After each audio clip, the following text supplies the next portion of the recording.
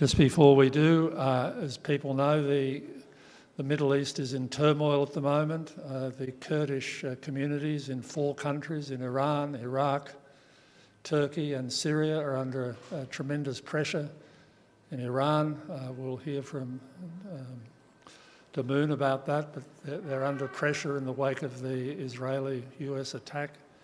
In northern Syria, it turns out there's an Islamist government in power backed by Turkey, and the Kurds still have some support from the Americans, but it's a very difficult situation. And in Iraq, they're under pressure from the Iraqi government, which has been pressured by Turkey. The Makmur refugee camp is being shut down. And in Turkey, there's meant to be a peace process, but there's very little evidence of it as far as I can see from the actions and rhetoric of the government.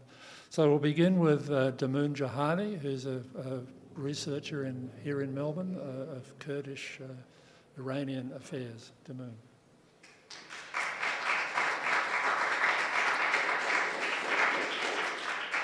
Hi, so I'm Damoon Jehani. I'm a researcher at La Trobe University looking at Iranian oppositional politics.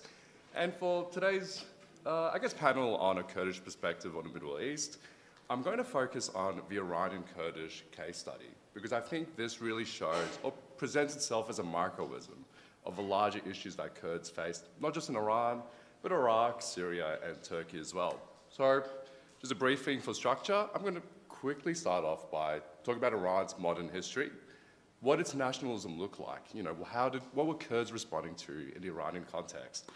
And then for the second point, I'm going to look at what Kurdish ambitions in Iran look like at a revolutionary moment.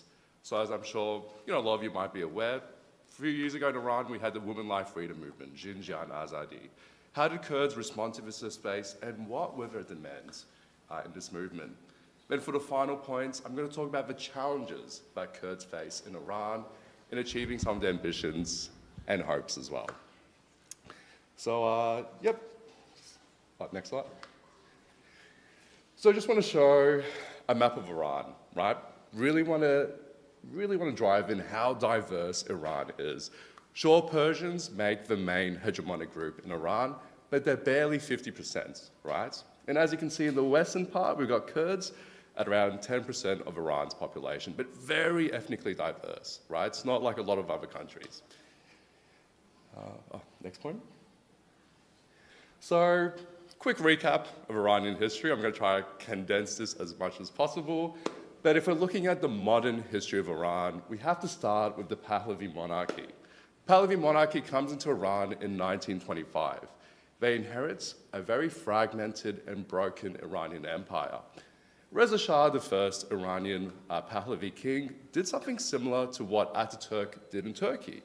Ataturk to the Ottoman Empire that was fragmented and ravaged by wars and imperialist powers, and transformed it into Turkey, right? And as we know in the Kurdish example in Turkey, this was based off of ethno-Turk fascism, where Kurds were even called Mountain Turks. So what this looked like in Iran was that, sure, they centralized the state, they stabilized Iran and prevented any further fragmentation. But the Pahlavi monarchy was authoritarian. And I'm not just talking about banning political opposition. In 1931, Reza Shah bans community organizing in Iran. So we're not even talking about political groupings, even community groups. And of course, Kurds were seen as not as a minority. Every other minority in Iran in that diverse map, it's not an ethnic minority. The term in Persian is qawm, which means tribe. So the idea is that Persians, Arabs, Azeris are tribes of a larger Persian group. So it was a Persian-centric nationalism. Education at school was in Persian. The Kurdish and Azeri language in Iran was banned for a period of time in the 1930s. Heck, in 1935, Reza Shah wanted people in Iran to abandon their traditional clothes. I'm sure you've seen how beautiful Kurdish clothes are, and wear a European trench coat with a fedora. So I don't know why Reza Shah wants to make everyone in Iran look like a Reddit atheist, but Kurds weren't going to take that. So you have a few mobilizations. Kurds sort of create a state in Iran. It gets shut down by the Pahlavi monarchy quite quickly, but we get to 1979. And the Iranian population, from communist, from Marxists, from communists, socialists, to nationalists, to Islamists, to Kurdish activists, finally rise up against the Pahlavi monarchy. But then the next thing that comes in is even worse. Now, in 1979, during this revolution, Iranian Kurdistan was in the hands of Kurdish groups, and it was so progressive. In cities like Sanandaj, governance was based on a council communist ideal. Women were integrated into politics. Women were integrated into the armed forces, and it was a very egalitarian approach to politics. But the Islamic regime under the Ayatollahs is like, well, we don't want Iranian Kurdistan to be on the hands of Kurds. And just like the Pahlavis, we want to centralize everything in Iran.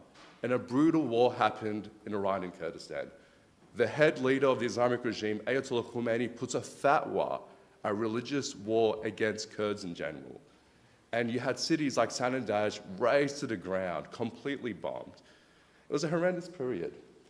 And now we're stuck with a government not just even more authoritarian than the Pahlavi dynasty, but a theocracy, the highest execution rate per capita in the world. And you have numerous mobilizations, but we had one very big mobilization 3 years ago, and that would be Women Life Freedom. So what was Women Life Freedom? Starts in 2022, Kurdish woman Jina Amini goes to Tehran, and supposedly because her hijab was worn incorrectly, gets abducted by state forces, beaten and murdered.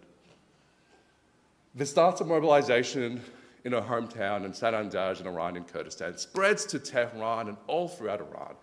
Literally 4 days after Jina Amini's death, half of Iran's provinces were in open rebellion. And this was the biggest challenge to the governance of Iran, the Islamic regime. But it was also a chance for Kurds to come out and mobilize and talk about their demands. But something tricky started happening in this period, in the last 5 years in the Iranian opposition. Sure, everyone in the Iranian opposition wants the Islamic regime gone, but now there's a new tendency growing in the opposition. People are desperate. After 47 years, they want a new answer to what Iran should be. So a large part of the Iranian population become monarchist. They talk about that Pahlavi history I talked about before, right? They glorify it, and they become very antagonistic against Kurdish demands as well. Next one. Cool. So what did Kurds demand during Women Life Freedom? What were their historical demands? Kurds wanted to safeguard their ethnic rights, just like in every other part of Kurdistan. They didn't want a dictator, whether it was a monarch or a theocratic Islamic regime, to tell them what they can do, to tell them what Kurdish names they're allowed to have or not. And so the Kurdish movement really mobilized on this sort of framework. And they weren't just contending with the Islamic regime, but they were also contending with the monarchists as well, other people in the opposition who were opposed to Kurdish right mobilizations. And so some of the Kurdish chants are Kurdistan, Gurgistani Fascistan, which means Kurdistan, the grave of fascism. And of course, we've got the Burger King of Iran over here. So this is the son of the last monarch, who's the leader of the monarchist movement. But yes, so even if the regime in Iran goes, we have to face an aspect of the opposition to even guarantee our rights. All right, so just to sort of show what I mean with this, and I think one thing that's important to clarify, the Kurdish movement in Iran grounds its demands on a federalist narrative, right? So it says, you know, we're not looking to separate. We're not looking to create our own country. We just want a system where there's a central state, an essential government, but us as Kurds or Arabs or Turks can have our own parliament as well. Not that we can decide on everything, but certain cultural matters. But for the Iranian monarchists and a large segment of the Iranian opposition, federalism is seen as separatism. They say, no, Kurds are lying. They're going to first demand a local parliament and then going to separate. So this leaves Kurds in a weird position, when even our basic demands, not to separate, but to have a federal structure, just like in Syria, what the Kurds and Druze are asking for, to have even something like that was rejected. And I just want to show you, because people can sort of look at the monarchs and be like, oh, they're just a small phenomenon. They're just a bunch of crazy pro-Israel Iranians. But the numbers aren't too far off. And of course, surveys aren't trustworthy, but this is the closest approximation that we have. And as you can see, non-federal sort of ideas of an Iranian state dominates. So people really want to centralize Iranian state again. So we talked about Kurdish demands, we talked about the issues they have with the government and with the monarchist opposition. So who can help Kurds? How are they organized? What actors can mobilize and bring the demands forth? Well, we have a plethora of armed Kurdish parties, which is generally the issue that we have in Kurdish political spaces. They're highly fragmented. All of these parties fought civil wars with each other in Iranian Kurdistan for periods of time. A lot of their leadership are quite old. They're people who founded the party 40 to 50 years ago or have been in the leadership for decades and haven't moved, right? So I was in Komala, I was in Iranian communist guerrilla camp for my research, my master's research. I was there for 7 months. And new recruits would come, but there was no space for them to change the politics. So for a lot of these parties, yes, they're armed and they've had a historic struggle against the Iranian states, but even their relevance to Iranian people in Iran are questionable. I had a mate come down from Iranian Kurdistan 4 months ago, first time he's ever been out of Iranian Kurdistan. And I'm talking to him about these parties and he's like, who are they, right? So yes, we have parties, but there's multiple issues associated with that as well. Yep, so what remains for the Kurds in Iran? So first, the Islamic regime. Now, women's life freedom was brutal. Some of the most concentrated oppression in Iran in this period were in Iranian Kurdish cities. We're in military lockdown. Chemical weapons were used against Iranian Kurds. And the Islamic regime even brought in some Hezbollahis, some people from Hezbollah and Shia militias in Iraq to cross the border and come to Kurdish regions in Iran and repress us, right? But again, a lot of these dynamics, a lot of other people in Iran face as well. You know, it is a theocratic state. There is a double repression as a Kurd, but it is a theocratic state. But first going to the Islamic regime. They're at their weakest point in history in the 47 years, right? Let alone women's life freedom, maybe that was a defeated mobilization, but it was the largest one to face, that the Islamic regime faced. And on top of this, as a product of Israel, they have gotten severely weakened geopolitically. Now, I'm not a fan of Israel, but that is a fact, right, in terms of politics. And of course, with the 12-day war that happened recently as well, it really seems like the autonomy is crumbling. So there is a chance for a revolutionary movement and a reimagination of both Iran and Iranian Kurdistan. Problem number 2, make Iran great again. What a slogan. So problem number 2, the monarchists. Sure, all right, there's a regime change, revolution happens. How do we now deal with a big aspect of the opposition who is so allergic even to the idea of ethnic rights in a federal system? And just 2 weeks ago, I mean, they've gotten so much more organized. Just 2 weeks ago, they released a manifesto in which they explicitly write in it, we reject federalism. So how do you work with something like that? And let alone, Iranians haven't even voted on it yet. Where's the vote for that? So that is somewhat problematic. And it's something that we're going to have to keep an eye on to see how these developments go. Now, the third point. This whole presentation, when I've been saying Kurds in Iran, I've just been referring to Kurds and this part of Iran. So the yellow and orange part. And that's because these Kurds in Iran come from a Sunni background. Not that they're religious, but their background are Sunni Kurds. Kurds in this part are Shia. Now the challenge becomes is that the Sunni Kurds are very ingrained in this Kurdish nationalist movement, or movement for Kurdish rights and autonomy. Kurds who are Shia are much more aligned with the Persian culture. They've gone through Persianization spanning hundreds of years. So even within Kurds in Iran, there's a part of them towards the south that are much more friendly to Reza Pahlavi, the monarchist figurehead. And then you have Kurds in the north who are very hostile. So even amongst Kurds, there is a fragmentation in terms of how do you approach the Kurdish issue. But there is still hope. And it comes with sadness as well due to the state of political executions in Iran. But Iranian Kurdistan has some of the most progressive, workers-conscious, leftist framework in Iran. During women's life freedom, people were striking en masse. And it got to the point that everyone was striking, and if your shop was still open, Iranian Kurds would come, take pictures of your shop and publicly shame you, and people would come and attack it. That is how strong the striking culture in Iran is.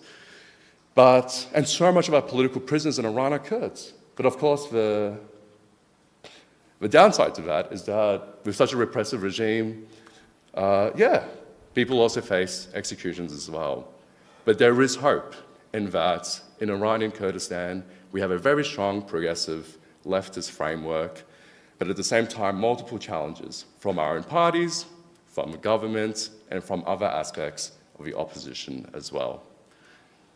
I think that should be it.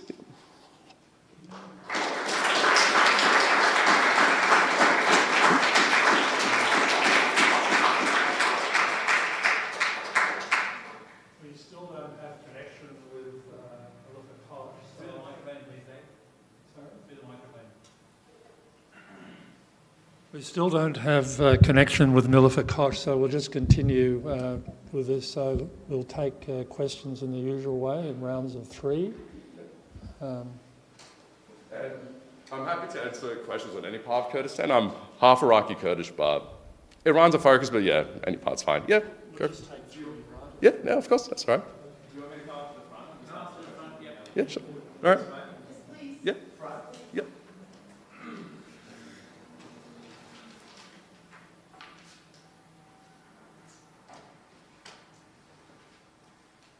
First off, great presentation. I learned so much, and Iran is so complex. And one thing that I've been looking into a lot is like their treatment of Afghans. So I think over the past couple of months, they've deported millions of Afghans back to Afghanistan, and it's something that hasn't been getting a lot of coverage.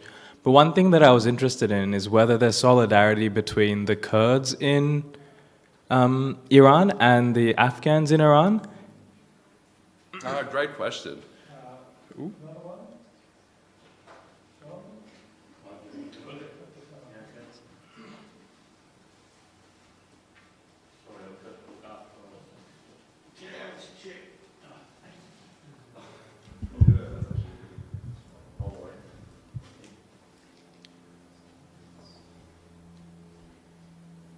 Thank you. Yeah, just wondering, young people, are they? Is there a sense that young people are wanting a more progressive, multicultural kind of future, or is that just too simplistic? But I'm just wondering if what young people are saying. Yeah.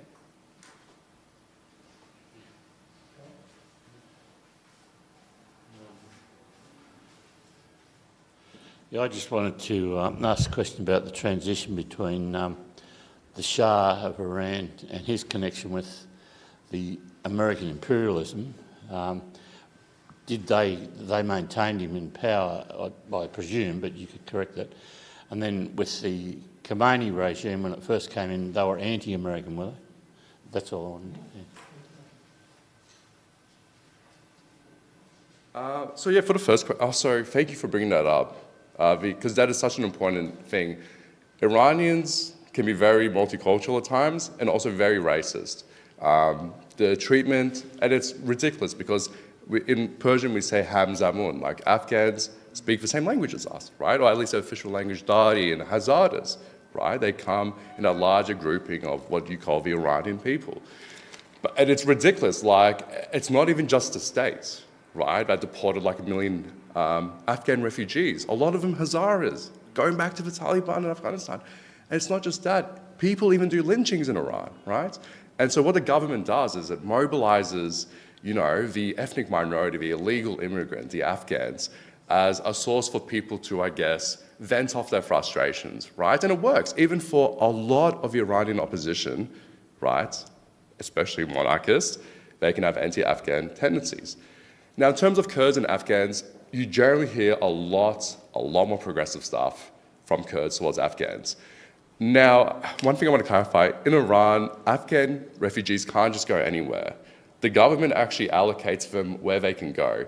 So the Kurdish regions actually don't really have, if any at all, sort of Afghan refugees. So there is a bit of a distance, but there is definitely a lot more progressive discourse coming from the Kurdish side to Afghans because they see themselves as lining up with the Afghan refugees as targets by both the Islamic regime, but also racist Iranians as well. The progressive, about the youth as well. So what's interesting is that Reza Pahlavi, so through that same survey, and happy to send it later as well, he actually had, I think, in terms of age demographics, the upcoming youth had the smallest support for Reza Pahlavi, right? So people in their 25 onwards, there's some support for Reza Pahlavi, the monarchist leader, but when it comes to the youth, like we're talking about the ones who just became 18 to 25, they're a lot more resistant because they've grown up in an internet environment, they've grown around progressive ideals. It's like, why the hell should we return back to a monarchy? That doesn't make any sense. And in terms of Iranian Kurdistan youth as well, like some of them are a lot more tailored towards a separate Kurdish state, some of them want federalism, and some of them just want to stay in Iran and don't want federalism as well. But there's definitely a much more liberal, progressive youth movement emerging in Iran. Now for the last point. So, yes, the Shah of Iran was pro-US. And on numerous points, as I'm sure you guys know, but Mossadegh, right, a democratically elected leader of Iran in 1951, was overthrown in a US and British coup. So yes, the Shah of Iran was pro-US, but by, let's say, 1969, right, America's like, wait a minute, your authoritarianism is starting to get tricky. We're starting to sense there's a revolution brewing in Iran. And the Shah wasn't listening. He took this as threats, right? It's like, oh, the US, they're just threatening me, this and that. But the US for much of the 70s was actually intent on reforming the Pahlavi dynasty because they saw the revolution coming and they were worried about the communists, right? Iran had a very large communist scene in the 1970s. But the Shah didn't listen, right? And so the US kind of gets exhausted in this dynamic and they pretty much abandoned ship. And not that they helped Khomeini came in, but they had correspondence with Khomeini before 79. And why was this? Because America was choosing the Islamist over the communist. And when we know that when this happens in history, like in Afghanistan, not good, right? So it's not that the US chose Khomeini, but they chose not to agitate him, and they were pissed off at the Shah for not listening to him.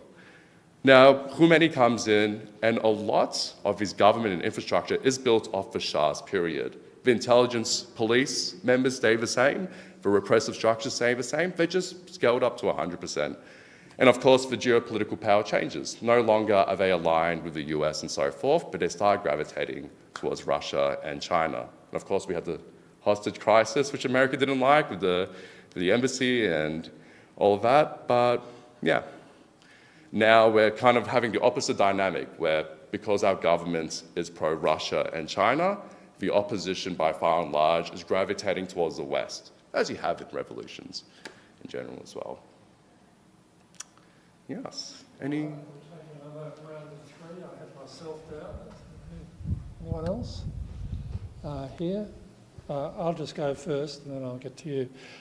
It's outside your topic, but I'm sure you have opinions on what's happening in Syria. I mean, obviously some of the issues like a federal system or a full-on top-down dictatorship remain the same. So that's a question.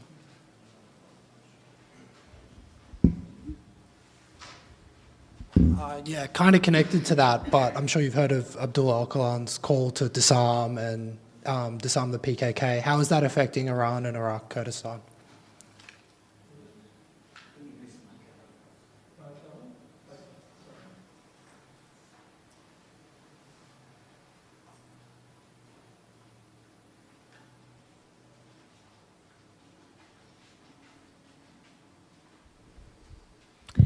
Thanks so much for your presentation. I'm just wondering about the call for the federation by some of the Kurdish. I just had a session earlier about the question of state formation and self-determination. So I'm wondering why there's a call for a federation rather than an independent state. Thank you.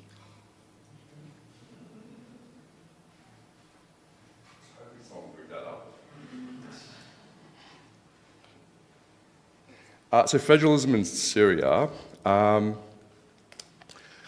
it's a tricky one. And so, again, similar dynamics to the Iranian Kurdish example, right? You have a community that is talking about federalism, and it's often the ethnic minorities that feel like they're going to get targeted, right? So Syria, Druze, Alawites, Kurds.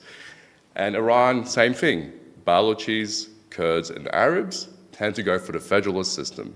And those three groups in Iran are all Sunni as well. So even if you're not religiously practicing, just not being the same religion as the states, both in Syria and Iran, puts you into issues, whether it's a secular government or not, right?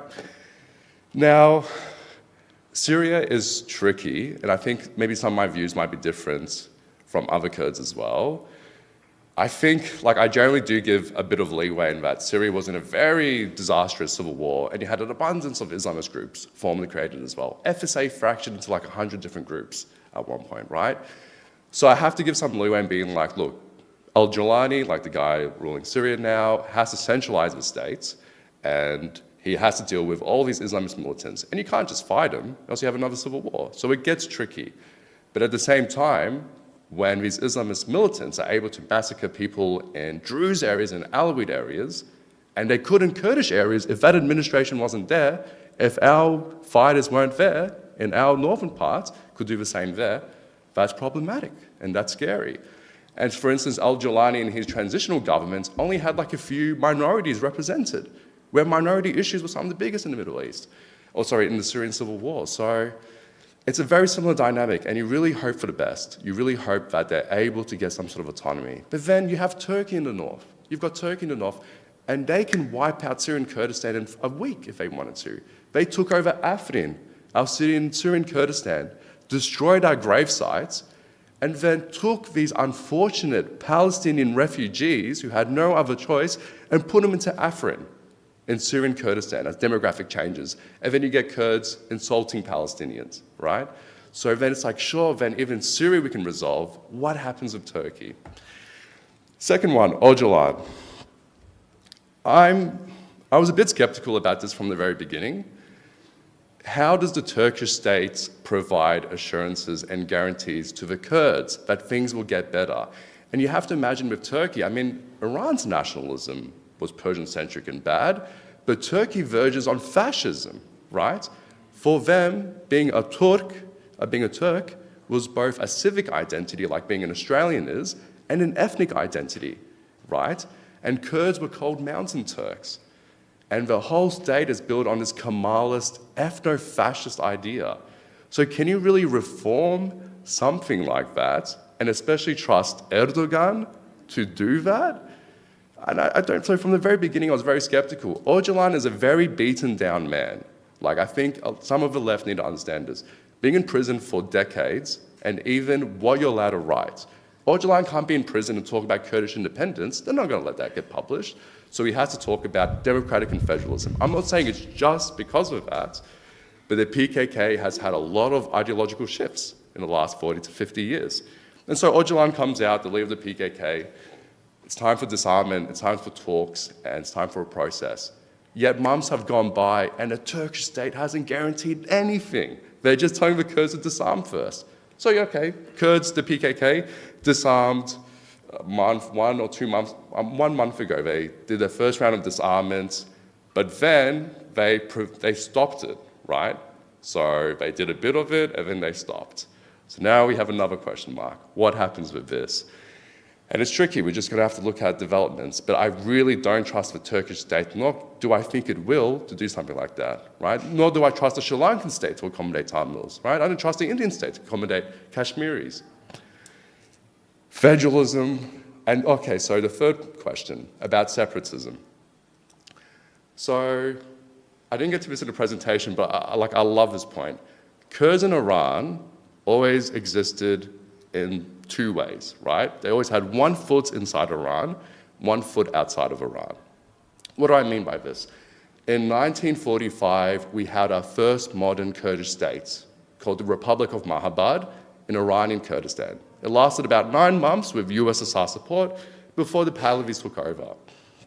And in their constitution for this republic, they actually used the Iranian constitutional law of 1907, which has a clause that says minorities are able to have a parliament and representation. So they're saying, no, this republic is guaranteed to us by the constitution, right? So this sort of federalist approach. But then on the other hand, the leader of the Mahabad Republic is talking about the Greater Kurdistan, right, the Greater Kurdish Angel.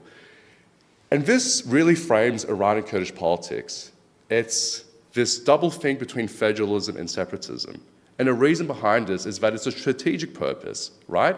Kurds don't have infrastructure or a state or things at their hand, so they're exhausting any and whatever possibility they can to just get the things that are guaranteed, like just to get the basic human rights guaranteed for them, which is representation.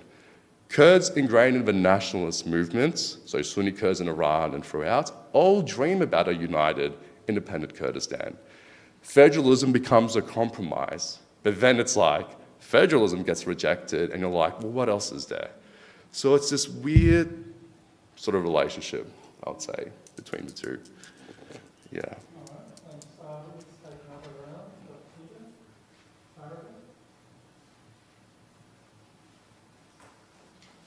I would probably have preferred to ask this as a question if Nilüfer Koç was on, but I just wanted to share a two-part interview I did for Green Left with Salih Muslim in the last few days, precisely about this question of the future of Syria.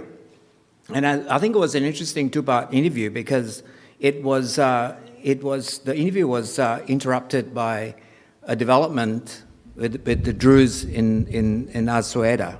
And when, so basically I interviewed Salih Muslim, who's from, one of the historic leaders of the Rojava Revolution from Democratic Union Party, and about where things were at. Because there had been this sort of like process that was initiated from March this year when the commander of the SDF signed an agreement with Jehani or al-Shara, and there was a process supposed to take 1 year to negotiate an acceptable agreement with the Rojava administration.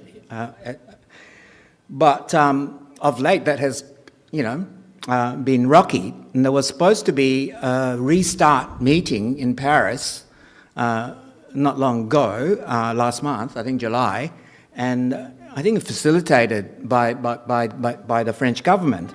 And basically, the Damascus regime, Jehani's regime, just basically pulled out of it.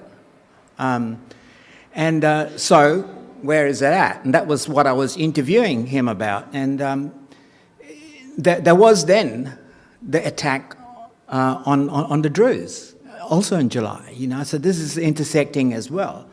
And fair enough, I think, in this context, on the 30th of August, Druze religious leader in Sueda announced that the Druze were now demanding independence. So this is an interesting point, I think, of twisting here. Now, the excuse that very late in the piece was given, just about the same time, by the Jehani regime about why it pulled out of the Paris talks, was they said that Rojava hosted a gathering of all the minority groups, and Arab groups, in Haseke, in area controlled by SDF, right? And they said, well, that's encouraging separatism. So it's a tricky period now, because the way Salih Muslim put it to me, he said, well, really, if the new so-called Syrian transitional government was serious about uniting Syria, it would have hosted a meeting like this. But they didn't. Instead, they encouraged or supported armed groups to carry out this ruthless massacre against the Druze in Sueda. So we hosted it, but it's a delicate thing. So in the interview before then, I was talking about this, and also an election that's supposed to be about to be held. But it's an election where the people in Rojava will not be able to participate in, because the Syrian transitional government says that's too insecure. The people in Sueda are not allowed to participate. So, large parts of Syria will not have an election. And it's a fake election, because basically groups of people are going to be selected by the Damascus regime, by Jehani's regime, and they will then elect representatives. So it's one of these dodgy, a bit like the West Papua Act of Self-Determination type election back in the day. So that's also another thing that happened. But the interesting thing was that after this, one of the Kurdish media publications, ANF, in its English version, reported an interview with Salih Muslim saying, Salih Muslim now says, well, if we can't get satisfaction, we're going to go for independence. So I thought, whoa, does this mean that there's a whole process here of breakdown that has gone so far? The Druze leader is saying, we're going for independence, and now, is Rojava going for independence? But I then did a follow-up interview on after that process, and he said no. He said he's trying to get this article taken down because it's a total misrepresentation of the position of the Rojava authorities. They are still asking for autonomy, some form of autonomy within a unified Syria. They have their people still in Damascus participating in working groups to try and forward the March agreement. So they're not giving up on this. And I think this makes a lot of sense because the politics here is very sharp.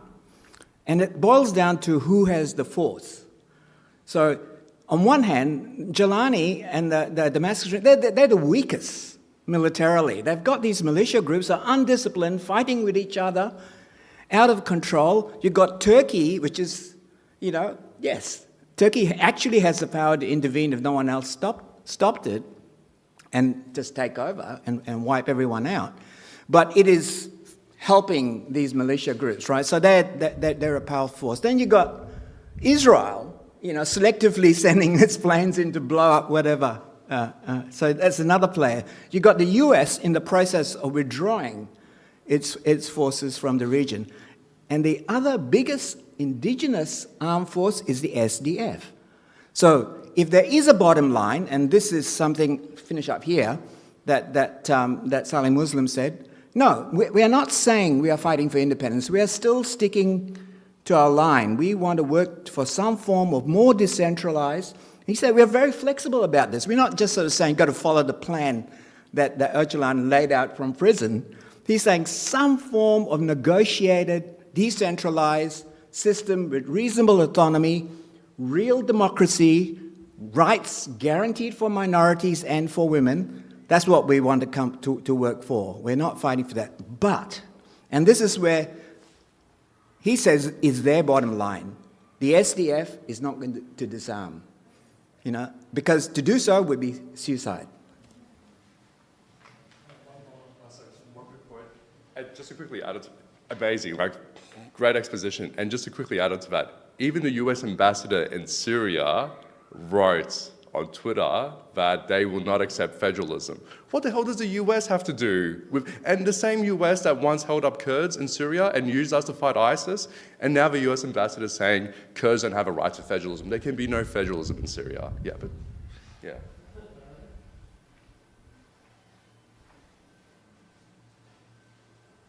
Hi.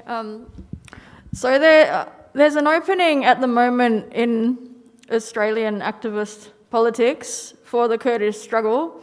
The Palestinian, the Free Palestine movement presents a political opening because now there's a whole new generation of young people who are engaged with the topics of genocide and occupation. And me and a friend of mine have been taking to the pro-Palestine rally is a big long banner that says Free Palestine, Free Kurdistan. And we get inundated with support. People come up to us constantly. We almost have to fend them off. But we also get inundated with questions like people just asking, what's Kurdistan? What's this all about? So we made this leaflet trying to explain it. But yeah, in light of what we've been doing, I wonder if you have any suggestions about what people can do with this political opening. Immediately, I think hearing the discussion here, we need to update this because it's only about what's going on in Syria and occupied Kurdistan. And it'd be good to have a leaflet that covers, well, all of Kurdistan is occupied one way or another, so we should explain the whole situation, really. Yeah.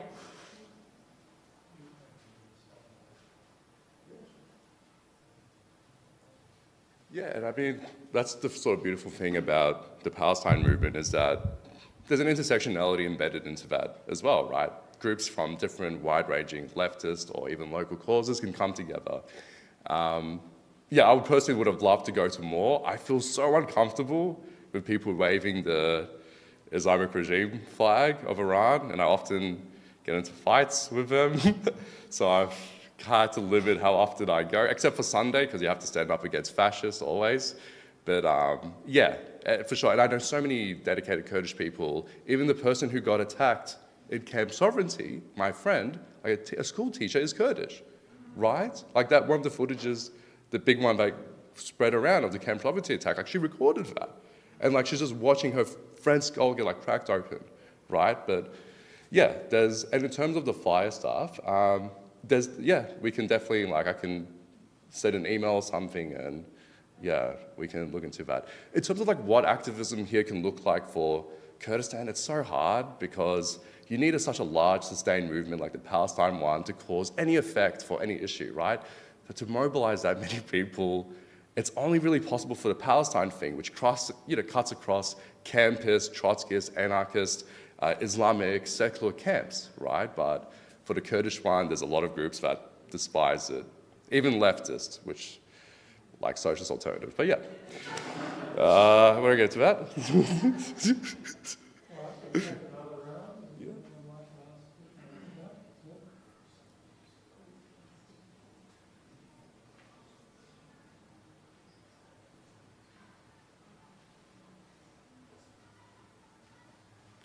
No, thank you for this. This has been really informative, especially I think for some of us who've been involved a lot in the Palestinian movement and then seeing various tensions kind of around it. Like, I mean, speaking for myself, so do a lot of protest photography, and that's involved a lot of Palestinian solidarity photography, but also has involved photographing a lot of women life freedom protests in Australia as well, which on Instagram can sort of lead to some interesting discussions from both sort of Iranian groups and Palestinian groups on them.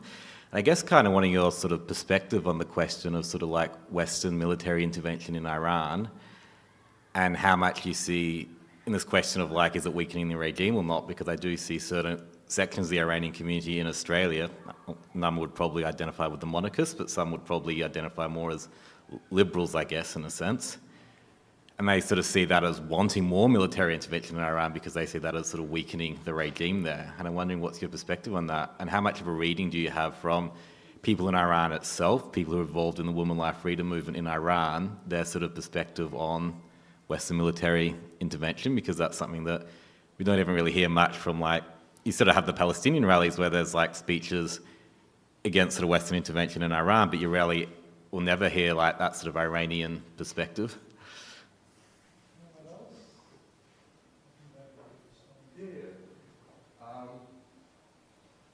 Perfect question. So this is literally my research. So I, unfortunately, spend a lot of my living hours with Iranian monarchists. You know, I go to their pro-Israeli protests. I've been to a few Israeli protests with them. And so it's ethnographic. It's my PhD. I talk about how did this movement arise? You know, how does it function? Goes into trauma and all of that other stuff. And exactly. So I remember when Israel, I was on the Thursday when Israel first attacked Iran. And right on that Sunday, there was a protest in Melbourne and Sydney by Iranians supporting those military strikes. And I had a mate call me from Sydney, and he's like, I'm at Hyde Square. Why are there Iranians here waving the Israeli flag, right? But you have to also imagine, like, how traumatized, how subjugated, how repressed a population is that they're willing to justify military attacks against their own country. And just like you pointed out, it's not just Iranian monarchists. There are other Iranians who are liberal, secular, even some Marxists who supported those strikes, right? And it's sad because it's the same way that the monarchist movement grew in the last 5 years, these sentiments come out of dissatisfaction, 40 plus years of living under repression, right? People want something. And so they say, okay, actually what's even more interesting, the monarchist movement, Reza Pahlavi, during Women Life Freedom 2 years ago, right? He tried to work with other communities and groupings in the Iranian space. At one point, Reza Pahlavi even had a coalition with the head of one of the Kurdish nationalist parties, which is wild to imagine, the lineage of a monarchist dynasty sitting down with a Kurdish nationalist party. But the Solidarity Council broke apart, and Reza Pahlavi, instead of trying to redo solidarity efforts in the diaspora, went and visited Israel, right? This was 3 years ago. And what this message showed was that Reza Pahlavi, in facing the difficulties of organizing in the diaspora and our fragmented space, literally chose military intervention against Iran. And so for the past 3 years, these monarchists are like to me, oh, we've got to get Israel to bomb Iran and then Iran will be free, right? So this is something that's been building for a while. In terms of how do Iranians think about this, Iranians are such a diverse group. I knew people who were against the monarchist movement, but started supporting them because of the strikes, which is weird to say. I knew people who supported Reza Pahlavi, but stopped doing it because him supporting Israel. But the Iranian population is really diverse, and it's really hard to capture how Iranians feel about it. I think in general, most of them were confused and cautious about the strikes, but said that if we're going to get bombed anyway, the regime might as well go. But there is definitely a tendency where people welcome those strikes as well. It's, yeah, troubling. Yeah.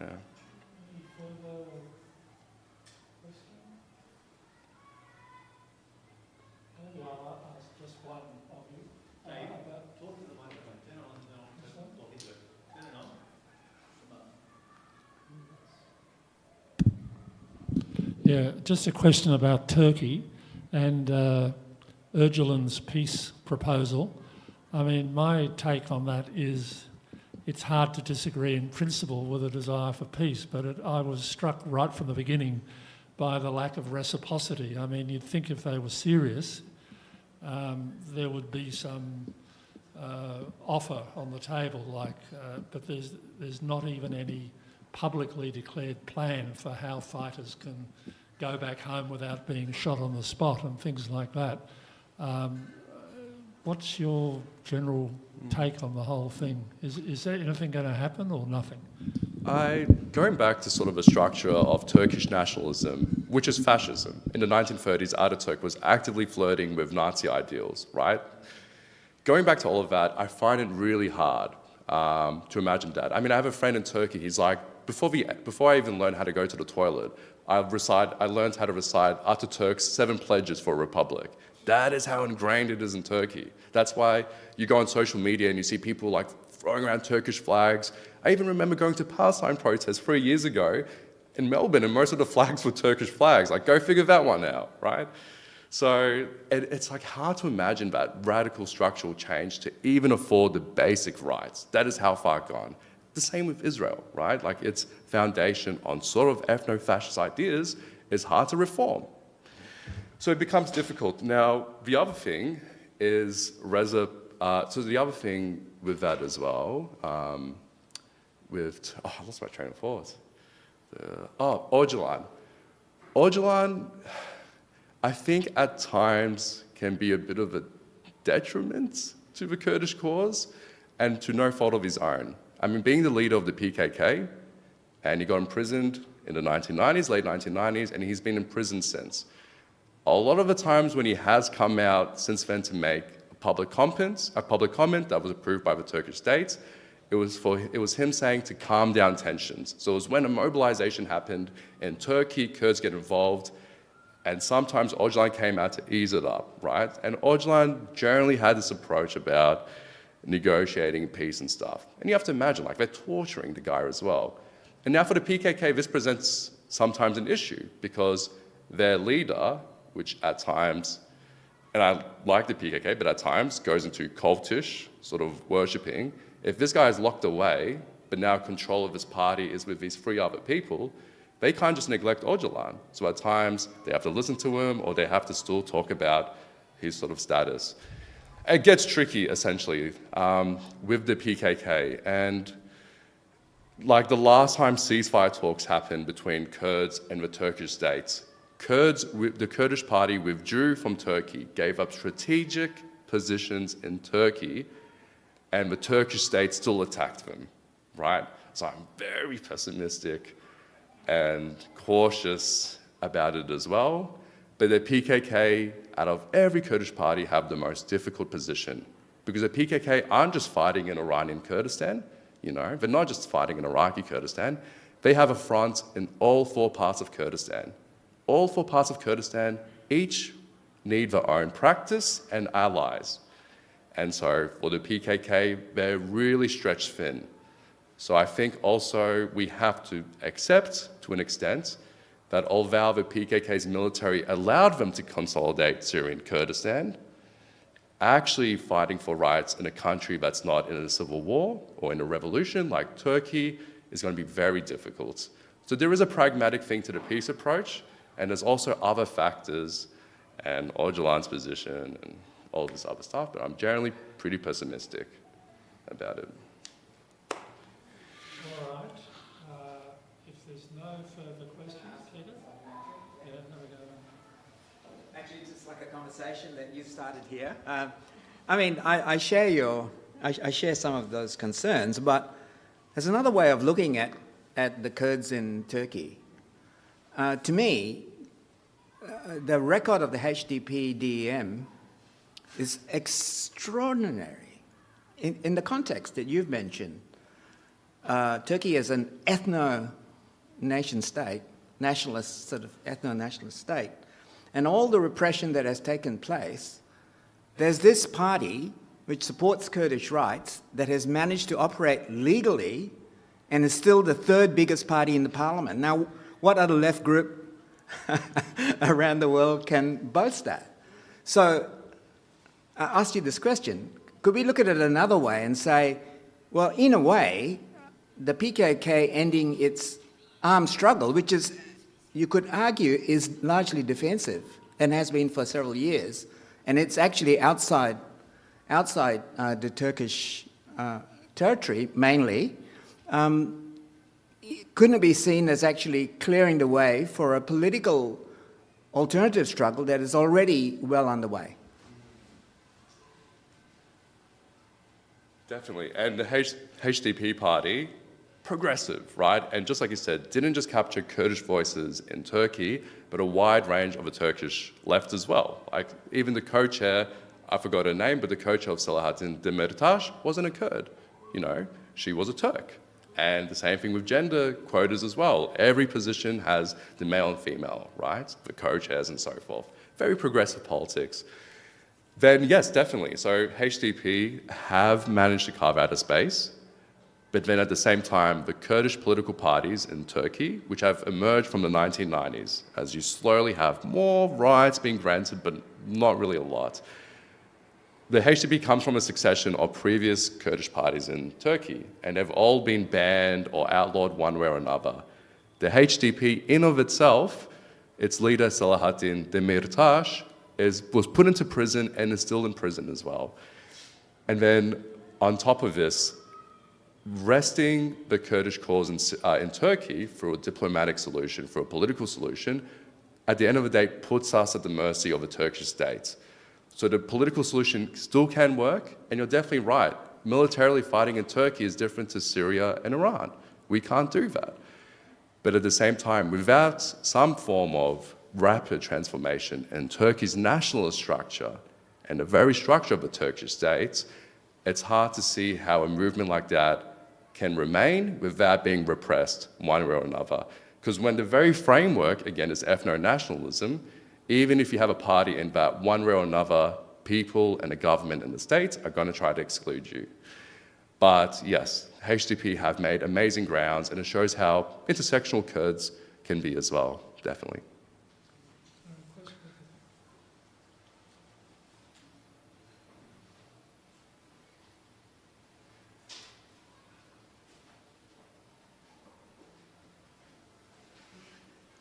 Just happened to have been in Turkey for a few months and hanging out with sort of Kurdish leftists of a certain generation, let's say old, and and trying to talk to them about this conundrum of what's happening with the so-called peace process. Very, very complex and many-layered. Everybody you talk to has a different theory. But one thing that did come through, like every second day, there was a massive demonstration in Istanbul or one of the other large cities of Social Democrats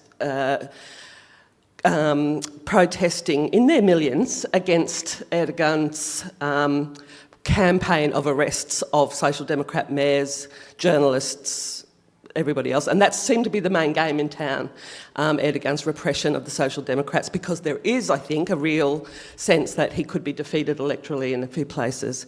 And so the general theory that I was picking up from comrades was this is just, the peace process is just something to get Kurdish votes and to get votes from people who just want the war to end. And just on that point as well, how Erdogan in Turkey first got into power in the 1990s was largely from the Kurdish community, which is the wildest thing. Erdogan, the AKP party, would go around to Kurdish places in Turkey and have like 2 Kurdish ministers alongside him, right? And you have this a lot happening in different parts of Kurdistan where they try to dupe Kurds like this. Iraq did this in the 50s with Qasem, Iran did this, but anyways. So Erdogan literally gets into power with the support from Kurds. He was even talking about Kurdish rights and stuff. This was 20 years ago, right?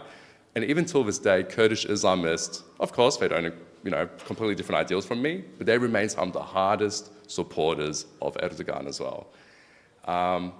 And yeah, definitely right as well. Now in Turkey, the repression, even the CHP party, even the lineage of the Kemalist party is being repressed in Turkey, which is ridiculous, right? Like the amount of pressure now placed on the main opposition in Turkey. And just like you said, the Kurdish thing comes up. First, it distracts some people from the growing repression, the democratic backsliding, and to get the Kurdish votes again. And hopefully we don't do that again as well, because last time it didn't work. So yeah, it's tricky, very, very tricky. Comrades, I think we'll wrap it up now. Before we finally do, there's an announcement that at 6:30 we're going to launch the art exhibition in room 405. So after the last session, there's one more. They're asking that if you get a drink from downstairs and then come back up to room 405. So I'd like to thank our speaker, Damoon. That was extremely interesting.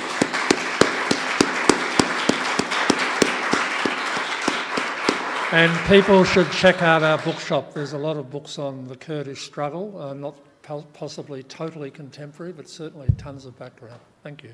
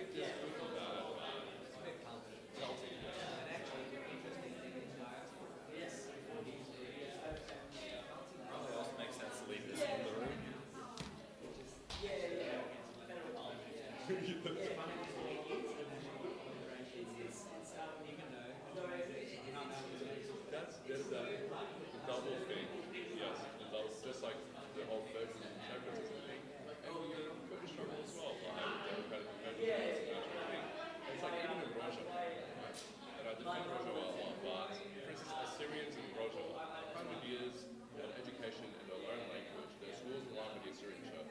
The Rojava Jewish